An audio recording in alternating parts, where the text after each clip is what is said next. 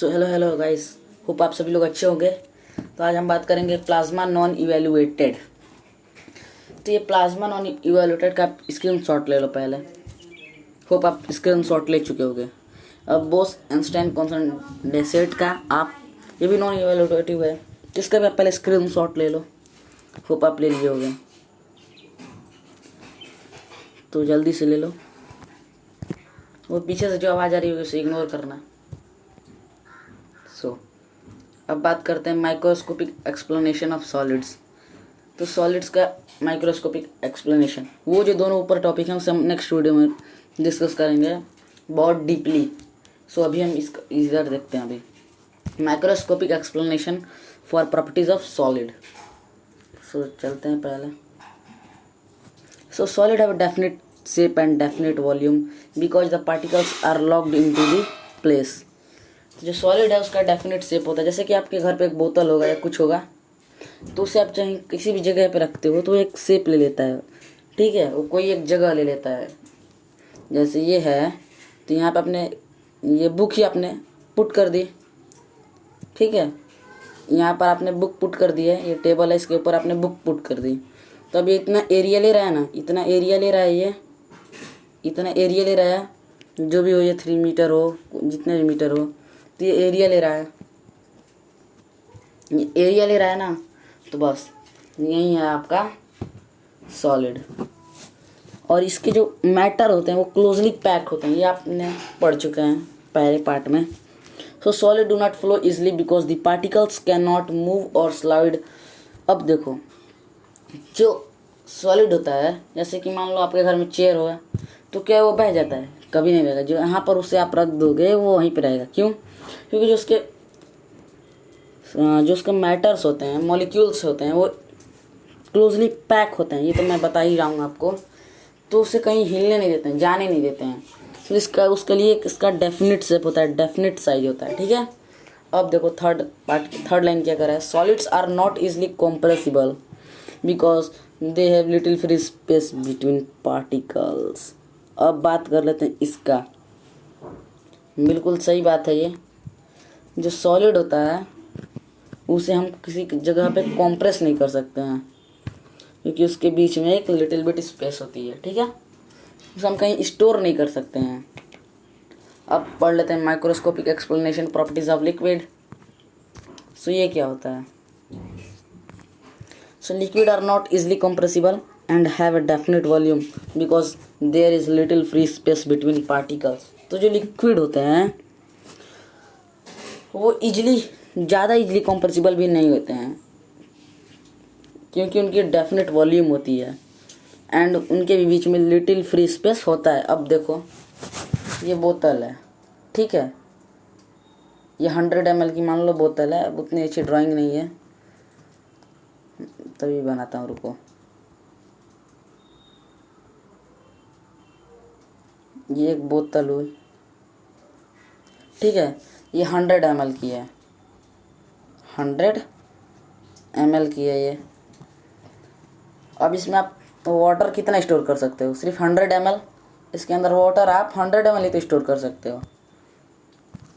तो बस वही कह रहा है कि आप इसके अंदर सिर्फ 100 ml वाटर स्टोर कर सकते हो। मीन्स इसमें आप डेफिनेट वॉल्यूम होने के कारण डेफिनेट इसमें आप कंप्रेस कर सकते हो। ठीक है, अब बात कर रहे थे दूसरे में क्या कर रहा है। Liquid has a indefinite shape because there particles can lead past one another.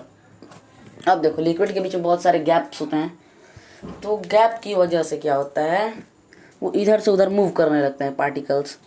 सो जब उनमें गैप होता है, वो इधर लिटिल बिट होते हैं, उनके में गैप होता है, वो इधर से उधर इजीली मूव कर सकते हैं। तो बताओ, इसीलिए वो फ्लोट होते हैं। ठीक है, इसीलिए पानी वो फ्लोट होता है, उनका इंडिफिनिट शेप नहीं होता है। आप एक ग्लास में डालोगे, ग्लास ऑफ किसी एक ग्लास के बर्तन में ले लिए, तो आप देखोगे कि उसके अंदर जब आप पानी स्टोर करोगे तो उसी का शेप वो ले लेता है। तो बस यही उसकी प्रॉपर्टी है ये। अब third, liquid flow easily because the particles can move slide past one together. अब देखो, जो लिक्विड्स होते हैं वो इजली फ्लो क्यों होते हैं, यही बता रहा था मैं सेकंड में। अभी देखो नीचे दिया है, the particles can move slide past one another. Means जो पार्टिकल होते हैं ये दो पार्टिकल्स हैं, तो ये पार्टिकल यहाँ पर भी जा सकता है और ये पार्टिकल यहाँ पे भी आ सकता है, समझ रहे हो। तो ये जब इधर चल जाएगा, इधर चल जाएगा, तो इसकी वजह से इनकी फिक्स शेप नहीं होती है, तो इधर उधर वो फ्लोट कर लेते हैं। ठीक है, इजी था। चलिए अब बात करते हैं microscopic explanation properties of gases. So ये क्या होते हैं।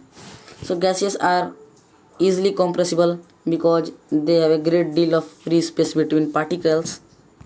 तो उनके बीच में ग्रेट स्पेस होता है, बहुत ही ज़्यादा स्पेस होता है। ठीक है, हम बात करते हैं gases flow easily because the particles randomly move. अब देखो जो गैस होते हैं ना वो बहुत ही जल्दी मूव करते हैं क्योंकि उनके बीच में इतना गैप है, यहाँ से इतने का गैप है। ठीक है, तो अब वो यहाँ से यहाँ जाए, यहाँ से यहाँ जाए, यहाँ जाए, कोई फिक्स नहीं होता है, ये किधर भी मूव हो सकते हैं। ठीक है, तो अब देखते हैं थर्ड क्या कर रहा है। तो gases have indefinite shape and indefinite volume. इनकी ना तो डेफिनेट शेप होता है ना तो डेफिनेट वॉल्यूम होती है। ठीक है, मीन्स इनका कोई आकार भी नहीं होता है और ना ही कोई डेफिनेट शेप होती है। अब बात करते हैं, तो इसके बारे में हमने कहा था कि हम नेक्स्ट पार्ट में डीपली नॉलेज करेंगे, तो प्लाज्मा को छोड़ दीजिए और बीईसी को छोड़ दीजिए। अब देखते हैं interchange in state of matter और सब्लिमेशन, इतना आज जानेंगे। नेक्स्ट पार्ट में वो दोनों कवर कर लेंगे डीपली, और ये इफेक्ट चेंज इन टेम्परेचर भी ये थर्ड ही पार्ट में होगा। सो इसके अकॉर्डिंग टू दिस मैं बता देता हूँ interchange in state of matter. ये इंटरचेंज क्या होता है state of matter. So matter 3 state में पाए जाते हैं। जैसे कि एग्जांपल मैं बताता हूँ, ये सॉलिड है, आइस है, ये ICE, ये एक आइस है, ये मेल्ट हो गया, ये मेल्ट हो जाएगा तो ये वाटर के फॉर्म में हो जाएगा। वाटर के फॉर्म में एक प्लेट है, इसमें आपने रख दिया तो ये वाटर के फॉर्म में हो जाएगा, वाटर। ठीक, अब वहीं जब गैस में ये फॉर्म हो जाएगा तो ये इवेपोरेट हो जाएगा। तो ये सॉलिड में भी पाया जाता है, लिक्विड में भी ये पाया जाता है और ये गैस में भी पाया जाता है। ठीक, ये था कुछ। अब बात करते हैं सब्लिमेशन। सो कि सब्लिमेशन होता क्या है। Sublimation the changing of solid directly into vapour, means solid का विदाउट ये वाटर में चेंज हुए डायरेक्ट इवेपोरेट हो जाना, मीन्स डायरेक्ट इवेपोरेट हो जाना, इसी को सब्लिमेशन कहते हैं। अब पूछो कौन कौन से होंगे इसमें। तो देखो ये दिया भी है, आयोडीन हो गया, CO2 हो गया, तो कार्बन डाइऑक्साइड है। अगर आप इसे आप देखोगे तो जब इसे आप सॉलिड के फॉर्म में रखे रहोगे तो उसके बाद ये बिना वाटर में चेंज हुए ये इवेपोरेट हो जाते हैं। पेट्रोल है, गाड़ी में आपने पेट्रोल डलवा दिया, ठीक है। अब आप अगर आप डिग्गी की चाबी डिग्गी का वो आगे वाली जो जिसमें आप पेट्रोल फ्यूल डालते हो, अगर वो वाला कैप को ओपन कर दो तो कुछ समय बाद वो बिना लिक्विड में, वो तो लिक्विड फॉर्म में ही है पर वो इवेपोरेट हो जाएगा।